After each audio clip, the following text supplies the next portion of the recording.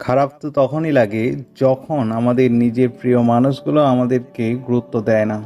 তখন এই জীবন আমাদের কাছে মূল্যহীন হয়ে পড়ে। কারোর কাছে গুরুত্বপূর্ণ হয়ে উঠতে হলে তোমাকে সেই মানুষটার চাহিদা পূরণ করতে শিখতে হবে। যদি চাহিদা পূরণ করতে পারো তাহলেই সে তোমায় গুরুত্ব দেবে, না হলে নয়। কথাটা শুনে অনেকের মনে হতে পারে ওই রকম স্বার্থপর মানুষগুলোর থেকে পাত্তা না পেলে কি যায় আসে, কিন্তু আমি বলবো যায় আসে, কারণ তুমিও ওই মানুষগুলোর মধ্যেই পড়ো। Let me explain. একটি বাচ্চা শিশুর কাছে তার মাই সব থেকে বেশি গুরুত্ব পায়, কারণ সেই বয়সে তার মা ছাড়া কেউ তার চাহিদা পূরণ করতে পারেন না।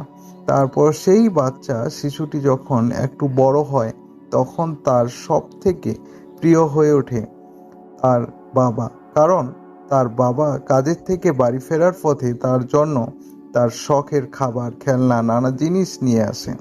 এইভাবে একটু বড় হলে তার কাছে প্রিয় হয়ে ওঠে তার সমবয়সী দাদা, দিদি, বন্ধু বান্ধব, কারণ তারাই হচ্ছে তার খেলার সাথী। বয়সন্ধিকালে ছেলে বা মেয়েরা খোঁজ করে একজন ভালোবাসার মানুষের। সেই বয়সে প্রেমিক বা প্রেমিকাই তাদের দুনিয়া হয়ে ওঠে।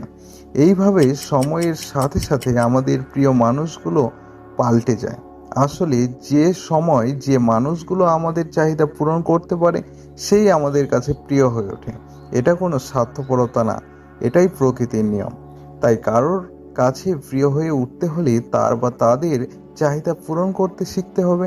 তাহলেই তুমি তাদের কাছে গুরুত্ব পাবে, না হলে নয়। এখন আমরা আলোচনা করব আর কি কি করতে হবে একজন গুরুত্বপূর্ণ ব্যক্তি হওয়ার জন্য। সবার প্রথমে সেলফ কনফিডেন্স বাড়াতে হবে। কারোর কাছে গুরুত্বপূর্ণ হয়ে ওঠার আগে সবার প্রথমে নিজের সেলফ কনফিডেন্স বাড়াতে হবে। কারণ নিজের মধ্যেই যদি কনফিডেন্স না থাকে যে তুমি একজন গুরুত্বপূর্ণ ব্যক্তি, তাহলে তুমি কারোর কাছে কখনোই গুরুত্ব পাবে না। নাম্বার 2, সময়ের সঙ্গে তাল মিলিয়ে চলতে হবে। সময় যত এগোচ্ছে দুনিয়া ততই আরও আধুনিক থেকে আধুনিকতর হয়ে উঠছে, আর বদলাচ্ছে মানুষের রুচি, পছন্দ, চাহিদা। তাই তুমি যদি সময়ের সাথে সাথে খাপ খাইয়ে চলতে না পারো তাহলে কেউ তোমাকে পাত্তা দেবে না। যেমন মানুষ স্মার্টফোন আসার পর কিপ্যাড মোবাইলকে আর পাত্তা দেয় না, ঠিক সেভাবে। Number 3, develop your skill. সবার কাছে যদি অ্যান্ড্রয়েড ফোন থাকে আর তোমার কাছে যদি আইফোন থাকে তাহলে বাকিদের থেকে তুমি একটু বেশি গুরুত্ব পাবে, কারণ বাকিদের থেকে তুমি স্পেশাল।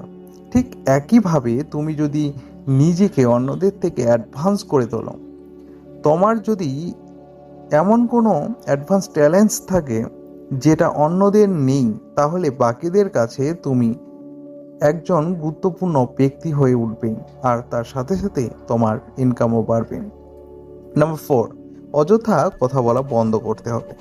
কারোর কাছে বা সমাজের কাছে গুরুত্ব পেতে হলে অযথা কথা বলা বন্ধ করতে হবে।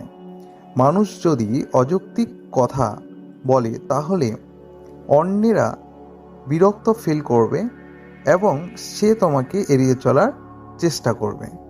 তার থেকে ভালো সেই ব্যক্তি যে টপিকের উপর কথা বলতে পছন্দ করে সেই টপিকের উপর তার সাথে কথা বলো।